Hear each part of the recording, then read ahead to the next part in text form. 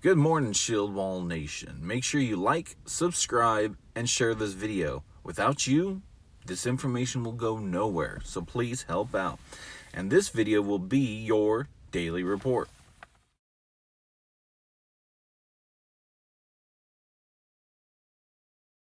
So, as we do on here, we always start off with the COVID-19 facts that have been the most recent one I pulled up. Let's see. We've got the global cases at 13,341,466.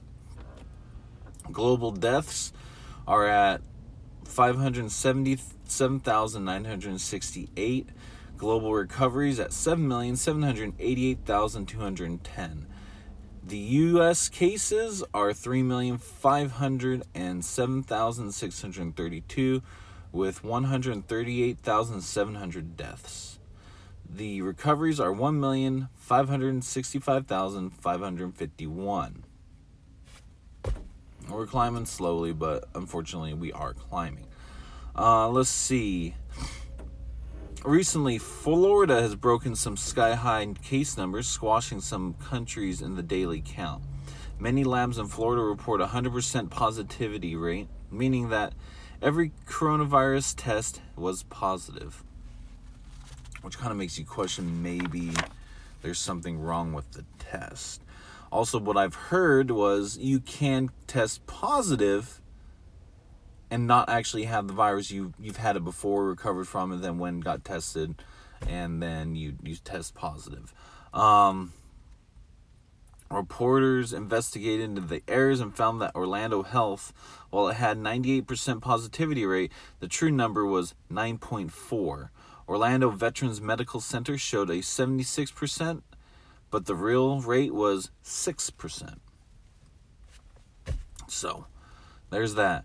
According to a lawyer for two churches in Chicago, city officials told that the churches that they would consider bulldozing the buildings if they did not comply with the coronavirus mandates.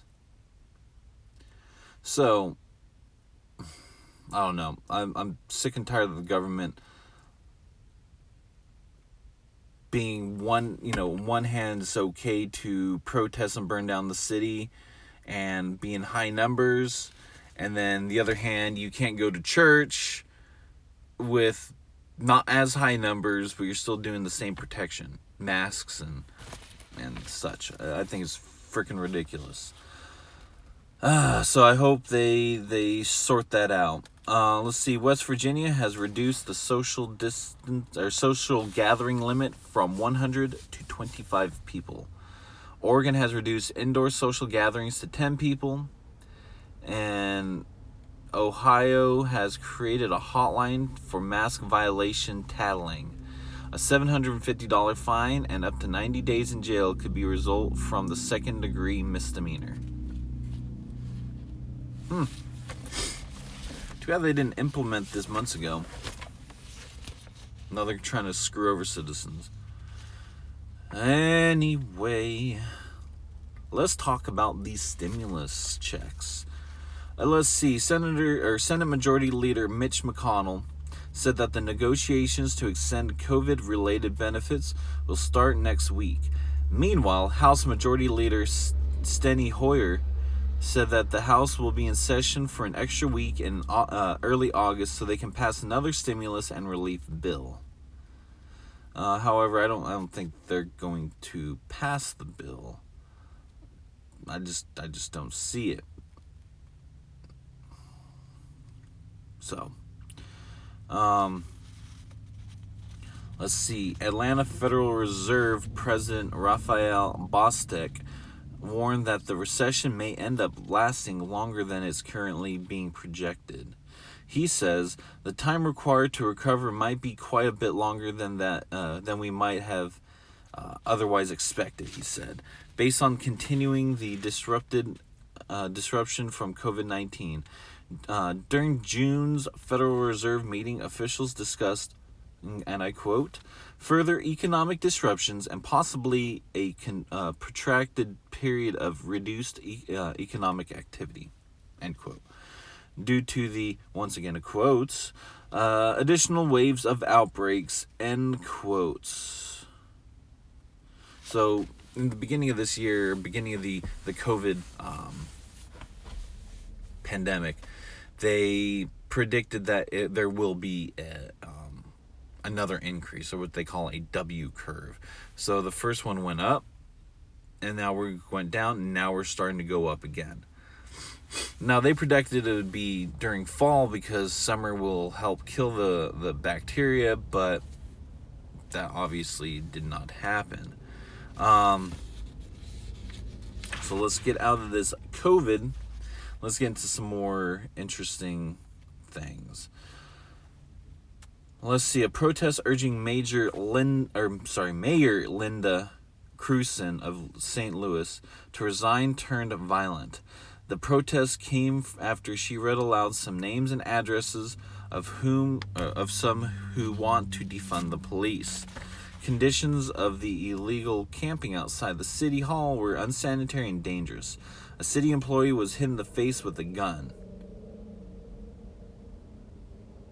Hit in the face with a gun. Another was punched, and a man was stabbed and required 30 stitches. The news crew was confronted and threatened if they filmed a group breaking down barricades. So yeah,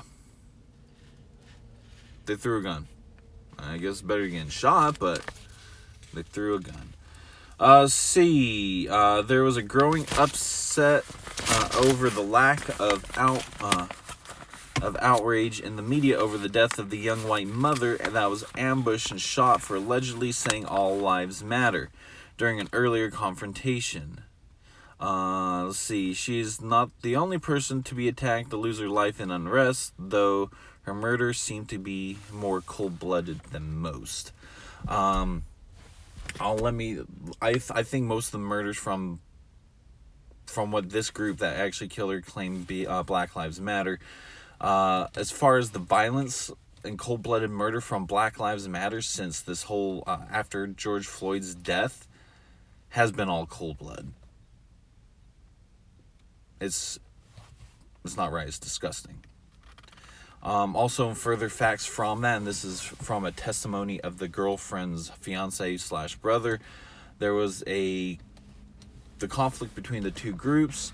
They're yelling Black Lives Matter. She and I believe the boyfriend said he was yelling All Lives Matter. There may have been racial slurs back and forth. Guns were drawn.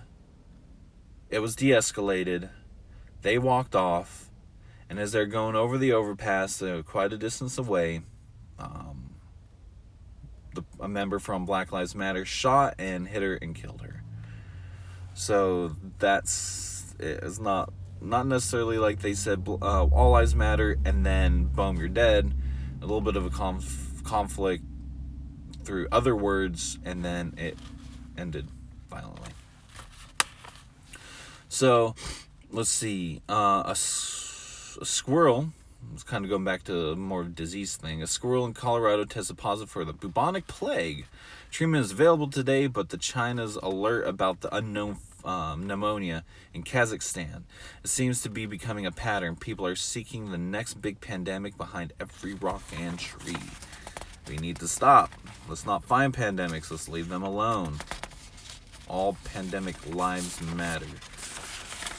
Let's see. In Michigan, a man allegedly stabbed an older man who confronted him about not wearing a mask in a convenience store. When confronted by a deputy, he tried to attack her with a knife. He was shot, transported to the hospital, where he died of his injuries.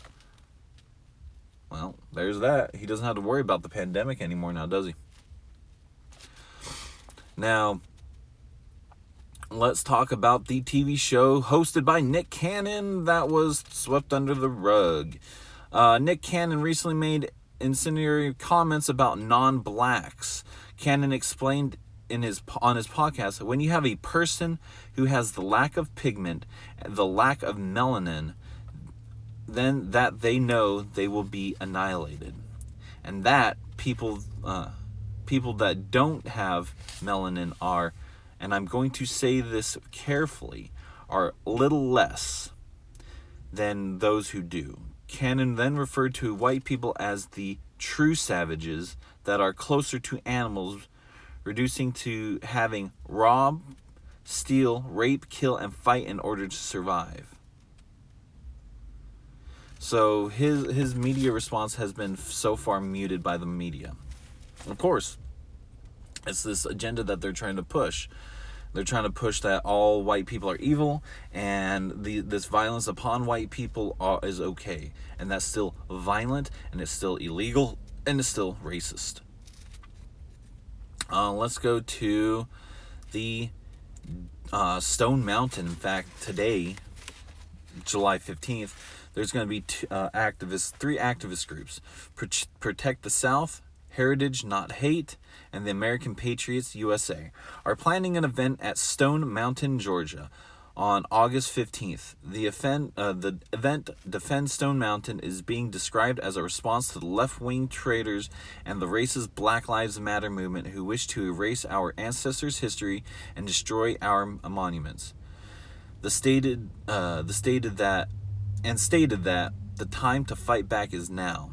Atlanta-based anti-fascist groups are calling for anti-racist counter-mobilizations. So, a few weeks ago, there was the NFAC, the Not Effing Around coalition. Leaders Grandmaster Jay had numerous occasions openly called out white militias. Now, who knows? Who knows? This is an ample warning for him to mobilize his group and go there, and this where we might see some. I hope we don't. I absolutely hope we don't. But this is where we might see a violent clash. I hope it doesn't. I hope everyone keeps their mouth shut and keeps it cool, and has at least a discussion, or at least a basic understanding. So, yeah, he called out white militias scared ass rednecks. And his numbers apparently were all over the place. At one point, media said there's about 200 to 500 people. He said anywhere from 1,200 people marching that were armed to 200 to 400 people that were on standby. So yeah, we got the numbers anywhere from 200 to 1,600. So I don't know. I don't know what's true. And apparently all of them were trained professionals. They're well disciplined, which we didn't see any of that either. So I don't know. I hope there's no clash between them. I hope it's very peaceful. There's a lot of law enforcement is apparently going to be there to kind of close it off and make sure things don't get too heated. Let's all act like we want our Second Amendment, because we want our Second Amendment around. This might be the thing. If things pop off, might be another excuse for the far left to start banning guns. But then again, if that happens, we should shut the hell up, stop killing each other, turn around to the government and say, fuck you. So there's that. I'm going to end this. It's been going on a little bit too long. I hope every one of you have a great day. I hope you stay strong, stay resilient. Make sure you keep that shield wall up.